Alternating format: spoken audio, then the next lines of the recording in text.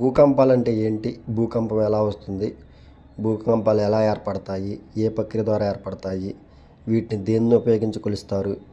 వీటి యొక్క అధ్యయనాన్ని ఏమంటారు? ఇండియాలో ఉన్న భూకంప జోన్లు గురించి, భూకంప లక్షణాల గురించి, భూకంపాలు ఏర్పడినప్పుడు కొలిచే స్కేలులు రకాల గురించి, వీటన్ని గురించి ఈరోజు తెలుసుకుందాం. ముందుగా భూకంపం అంటే ఏంటి? భూకంపాలు అనేవి భూ నిర్మితులు సంభవించే మార్పుల వల్ల వేగంగా విస్తరించే వైపరీత్యం ఎక్కడ ఏర్పడతాయి. ఇవి రెండు ఖండ ఫలకాలు లేదా రెండు సముద్ర ఫలకాలు లేదా ఒక ఖండ ఫలకము ఒక సముద్ర ఫలకము అభిసరణ చెందే ప్రదేశాల్లో ఏర్పడే వైపరీత్యాలు ఏ ప్రక్రియ ద్వారా ఏర్పడతాయి. అంతర్జనిత ప్రక్రియ అంటే భూకంపాలు ఏర్పడడానికి కారణాలు భూమి లోపలే జరుగుతాయి కాబట్టి వీటిని అంతర్జనిత ప్రక్రియ అంటారు. అంతర్జనిత ప్రక్రియ అంటే ఏంటి? భూ ఉపరితలానికి దిగువ భాగంలో రెండు శిలావరణ ఫలకాలు అభిసరణ చెందినప్పుడు ఏర్పడే ఆకస్మిక చలనాల కారణంగా విడుదలయ్యే శక్తి కంపన తరంగాలు రూపంలో భూ ఉపరితలాన్ని చేరే ప్రయత్నం. భూమి 1 నిమిషం కంటే తక్కువ కాలం సంభవిస్తుంది. దీన్నే భూకంపం అంటారు. భూకంపాల గురించి అధ్యయనం చేసే శాస్త్రాన్ని సిస్మాలజీ అంటారు. సిస్మోస్ అనేది గ్రీక్ భాషా పదం. దీని అర్థం భూకంపం. భూకంప నిర్మాణం.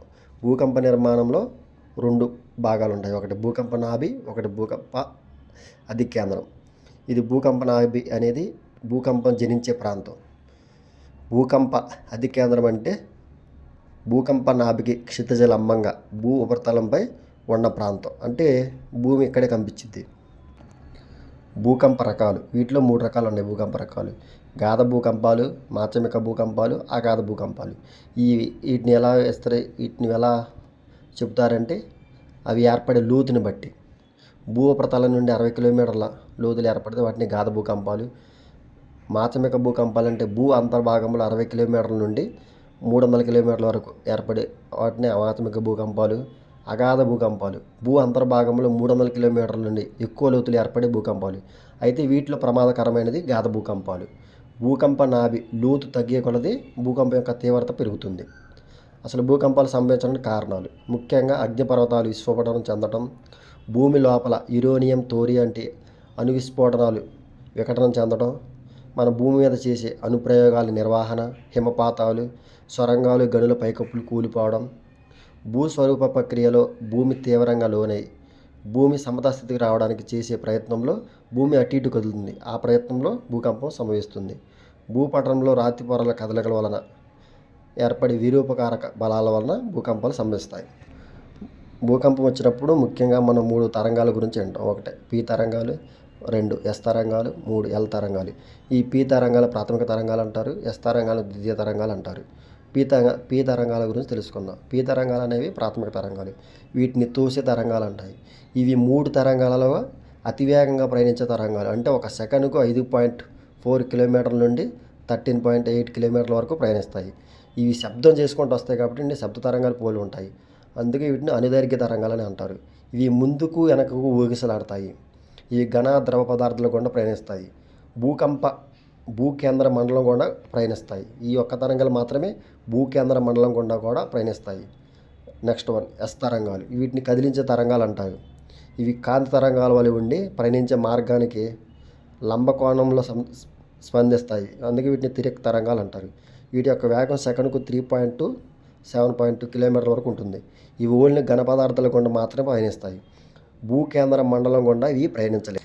ఎల తరంగాలు. ఇవి పి తరంగాలు, ఎస్ తరంగాలు వచ్చిన తర్వాత చివరిలో ఏర్పడతాయి. కానీ వీటి వల్ల ఎక్కువ నష్టం జరుగుతుంది. వీటిని ర్యాలీ తరంగాలు లేదా లో తరంగాలు లేదా ఉపరితల తరంగాలు అంటారు. భూపటలం ద్వారా మాత్రమే ప్రయాణిస్తాయి. వీటి యొక్క వేగం సెకనుకు 4 కిలోమీటర్ల నుంచి 4.3 కిలోమీటర్ల వరకు ఉంటాయి. ఈ భూమిపై విపరీతమైన నష్టాన్ని కలుగజేస్తాయి. భూకంపం యొక్క లక్షణాలు. భూ నిర్మితుల మార్పుల వల్ల సంభవించే వైపరీత్యాలు ఇందాక తెలుసుకున్నాం ఆల్రెడీ. భూకంపాలు రాకనే ముందుగా మనం పసిగట్టలేము. కానీ అవి ఏర్పడే ప్రాంతాలను తెలుసుకొని అక్కడ ఉన్న జనాలను వేరే ప్రాంతాలకు తరలించి నష్టాన్ని తగ్గించవచ్చు. ఓకే. భూకంప లక్షణాలు అనేవి వేగంగా విస్తరిస్తాయి, ఆకస్మికంగా సంభవిస్తాయి. భూకంప తరంగాలు అనేవి కంపనాలు మరియు ప్రకంపనాల సమూహం. భూకంపాల తీవ్రతను కొలవడానికి ఉపయోగించే మాపకాలు మొత్తం 5 ఉన్నాయి. కానీ ప్రస్తుతానికి వాడుకలో మెయిన్గా ఉపయోగించేది Richter scale. 1 Mercalli scale, 2 Richter scale, 3 Rossi Forel scale, 4 షిండే స్కేలు, 5 ఎంఎస్కే స్కేలు. వీటిలో ఎక్కువగా ఉపయోగించేది రెక్టార్ స్కేలు. దీంట్లో 0 నుండి 9 వరకు మొత్తం 10 విభజనలు ఉంటాయి. దీనిలో ఉపయోగించే రసాయన ద్రావణం ఏంటంటే TNT, ట్రైనైట్రోటోల్యూన్ అనే పదార్థాన్ని ఉపయోగిస్తారు. Bureau of India standard report ప్రకారం ఇండియాను 5 నుంచి 2 వరకు 4 భూకంప ప్రాంతాలుగా విభజించారు. అంతా మొత్తం మన ఇండియాలో 4 జోన్లు ఉన్నాయి. ఒకటి జోన్ 5, 2 జోన్ 4, 3 జోన్ 3, 4 జోన్ 2. వీటి గురించి తెలుసుకుందాం. జోన్ 5 ఇది రెక్టార్ స్కేలుపై తీవ్రత 7 నుంచి 9 వరకు ఏర్పడే ప్రాంతాన్ని జోన్ 5గా విభజించారు. ఈ ప్రాంతంలో ఇండియాలో ఉన్న ప్రాంతాలు హిమాలయ ప్రాంతాలు, అండమాన్ నికోబార్ దీవులు, ఈశాన్య ప్రాంతాలు, ఇండో ఆఫ్ఘనిస్తాన్ సరిహద్దు, గుజరాత్లోని ఆలియాబాద్ ప్రాంతం అనేది జోన్ 5 కిందకు వచ్చింది. జోన్ 4 రెక్టార్ స్కేలుపై తీవ్రత 6 నుంచి 7 వరకు ఏర్పడే ప్రాంతాలు. వీటిలో ఎక్కువగా గంగా సింధు మైదాన ప్రాంతాలు అంటే సిక్కిం రాష్ట్రం, బీహారు, ఉత్తరాఖండ్, గుజరాత్, జమ్మూ కాశ్మీర్, వెస్ట్ బెంగాల్, మహారాష్ట్ర, మధ్యప్రదేశ్. మన దేశ రాజధాని అయిన ఢిల్లీ కూడా జోన్ 4లోనే ఉంది. జోన్ 3 రెక్టార్ స్కేలుపై తీవ్రత 4 నుంచి 6 వరకు. అంటే దీంట్లో మన ఇండియా ఎక్కువ ప్రాంతం ఈ జోన్ 3 కిందే ఉంది. అంటే రాజస్థాన్, మధ్యప్రదేశ్, ఒడిశా, వెస్ట్ బెంగాల్, ఛత్తీస్గఢ్. మన వాణిజ్య రాజధాని అయిన ముంబై కూడా ఈ జోన్ 3 ప్రాంతంలోనే ఉంది.